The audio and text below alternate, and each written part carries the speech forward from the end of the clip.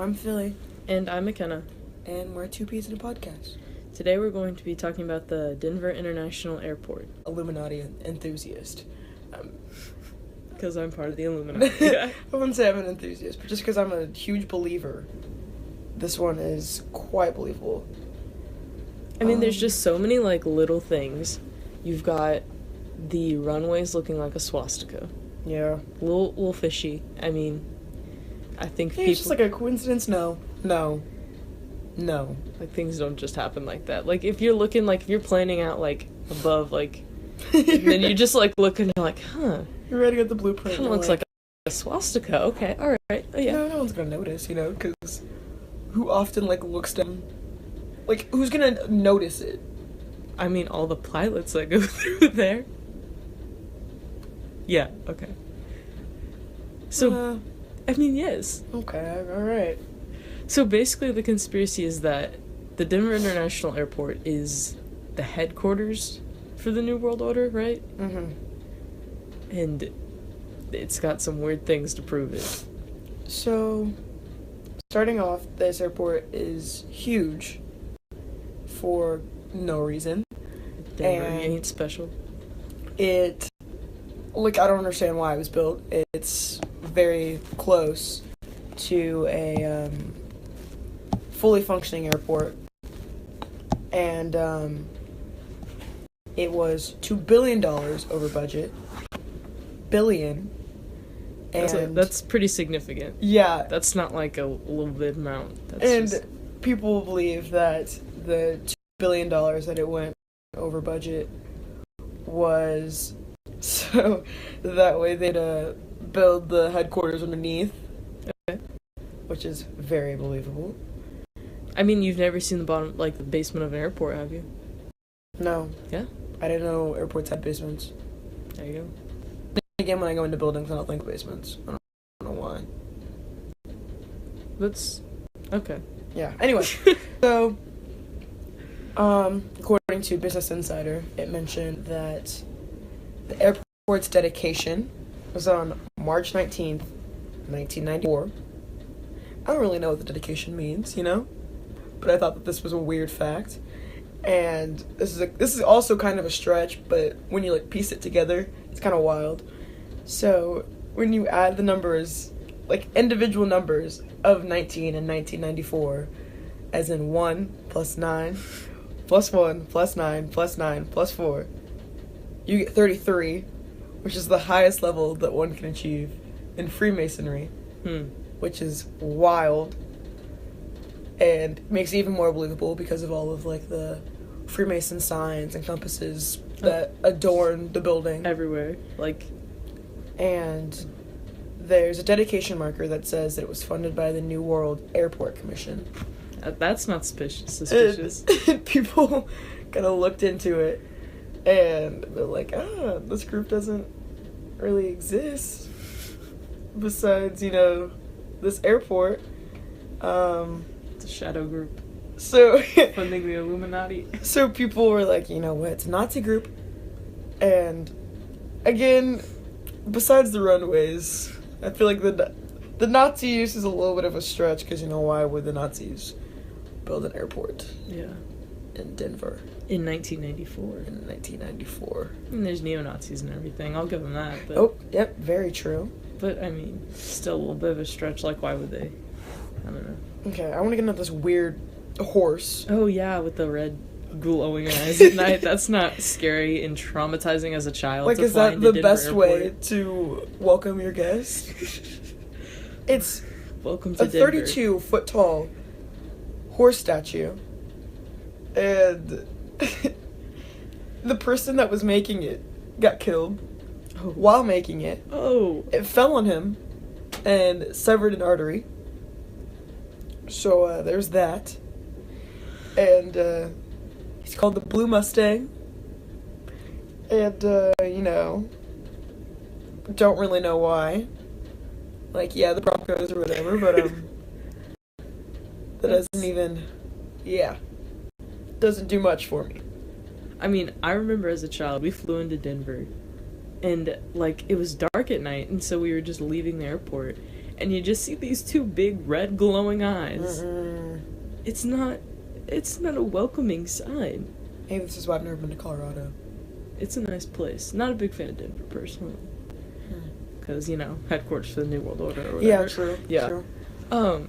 Also, like, there's so many like just weird like little things throughout the airport.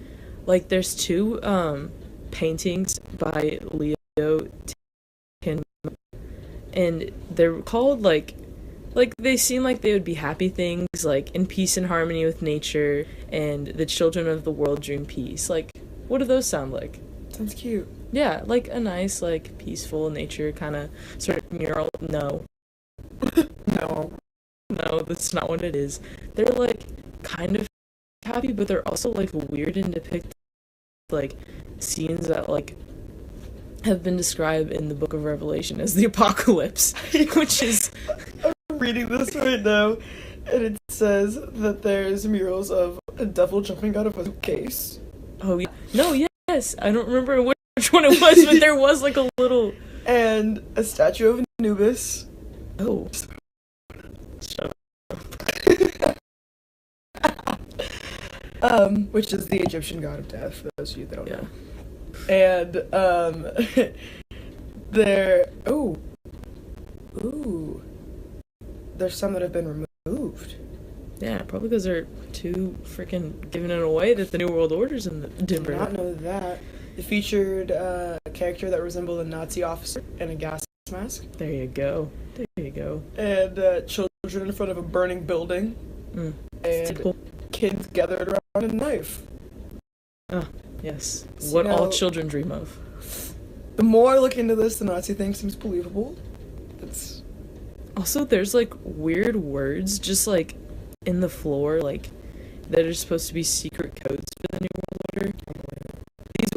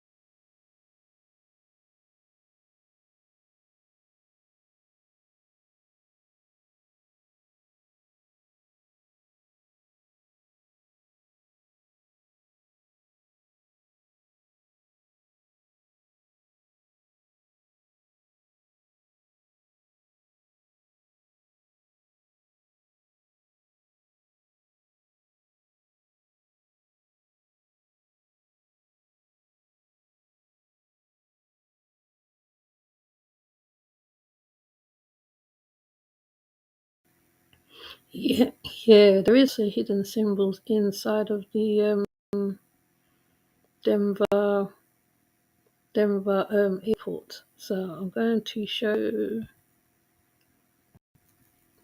the symbols what they were talking about.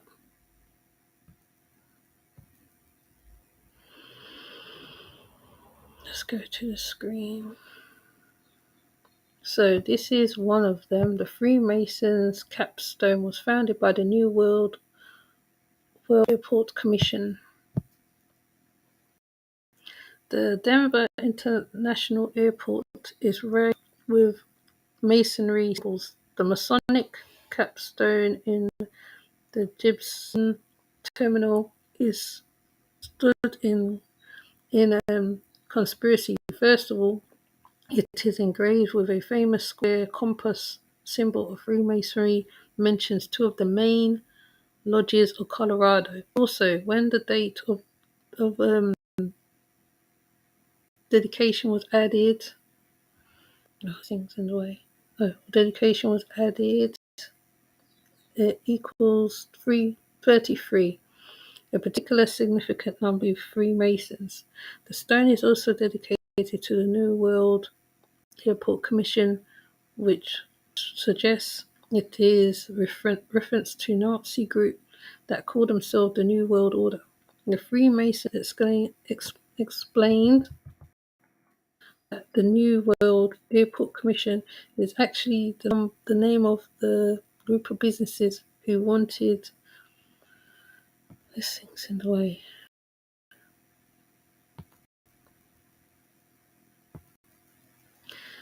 Who wanted, let me see if I can get this way. Where was I? The New World Order Commission, actually the name of the group of businesses who wanted to create a new world-class airport. Even skeptics note, however, that there is no other evidence a group called the New World Airport Commission. This is the blue Mustang that was talking about. The blue Mustang is said to be cursed. The blue Mustang statue looming outside the Denver International Airport attracts plenty of attention, and not all of it is good. During the construction, a piece of the statue's head fell on its creator and ended him. The bad omen has led many conspiracies to believe that the Mustang is cursed, also landing on the unfortunate nickname Lucifer. Conspiracyist William believes that the statue also holds deep symbolic symbolism, that the Mustang in the general is very masculine. Both the imaginary its almost connections have led people to the Mustang, obviously, will eventually bring about apocalypse by transporting one of the four horsemen to Earth. The statue of Anubis, the god of death, stands at the airport entrance. Let me see, let's talk about the other one. The suitcase gargoyle might be a fallen angel or demon. In one section of the airport, there is a statue of a gargoyle coming out of a suitcase, a cheeky nod to the tradition of the gargoyles being used to scare away evil spirits. But some believe that there's something evil in the symbolism. Blogger L.A. Mazzuro believes that the statue is actually a demon or a fallen angel that's glaring over travelers near the baggage. It is an open suitcase, but the contents are not closed. It is winged creatures with horns, a tail. It is a depiction of fallen angel and has been hiding in some unfortunate man or woman's suitcase. A bigger question for me is what is this art doing at Denver Airport? Peace and harmony might reference the end of the world. One of the murals, Peace and Harmony, contains a dense collection of symbolism that reflects anything but peace and harmony. The first part of the mural shows a group of children around a group of extinct plants and animals as fire rages behind them, engulfing the forest city. The city on fire has been retouched multiple times over the years, and its strange color recalls a chemical strike. If you look closely, one of the children is holding a Mayan tablet, a possible reference to the end of the world. The mural, Leo Tabanga, says the piece depicts the destruction of the environment and later of the unification of humanity. The children of the world dream of peace might symbolize the loss of national identity. Children of the World, Dream of Peace is a two-part mural depicting children celebrating peace prevailing. The mural features the children from across the world dressed in traditional folk costumes, wrapping weapons in flags. According to the conspiracy, this part of the mural represents people giving up their national identity in an attempt to create peace and liberation. In fact, some of the faces in the painting are actually children from Denver who perished during the gang conflict while the mural was being commissioned. The mural also depicts a merciless soldier. While the first half of the Children of the World Dream Peace depicts a group of children from across the world joining together, the second half reveals merciless display of a figure dressed in a uniform that recalls the SS using massive to stab a dove. The soldier is surrounded by a group of parents crying for the deceased children and rubble of toppled buildings. The black sun in the Great Hall resembles art symbolizing the New World Order. A lesser-known piece of symbolism in the DIA is inlay the Great Hall on open space in level 5. The floor features a series of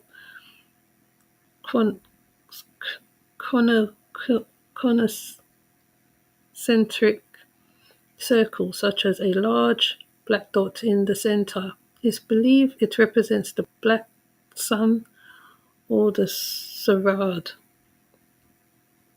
No one knows exactly where this symbol comes from, but the many Third Reich used it as a personal reign to represent triumph and unity of the New World Order.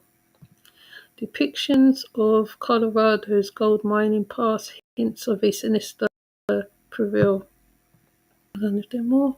Oh, no, yeah, the runaways represents a swastika. There we go. So this is the last one. It has not gone unnoticed that the Denver import runways are shaped like swastikas. The symbol has a long history that precedes its most famous connections to one of the darkest periods in the world history. Conspiracy still believes, however, that the swastika is in the runway is intended to symbolize the coming of the New World Order. It might be important to note that the experts suggest that the Denver runway design is actually one of the most effective multi-runways airports. So that's that bit. Hi, Squid. So what I'm going to do, I'm going to show the video of the Denver airport a little bit. I mean, it only shows the murals, mind you.